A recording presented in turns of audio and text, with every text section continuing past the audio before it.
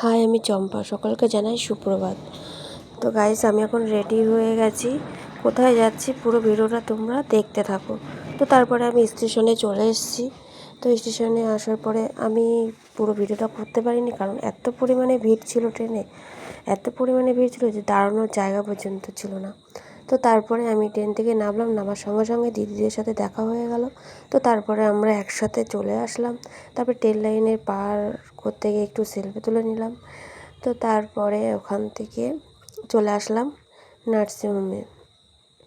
তো নার্সিংহোমে এসে দেখি দিদা মাসি কারোরই দেখতে পাচ্ছি না, কারণ আমরা অসময় চলে গেছি। তো গেট তো বন্ধ হয়ে গেছে।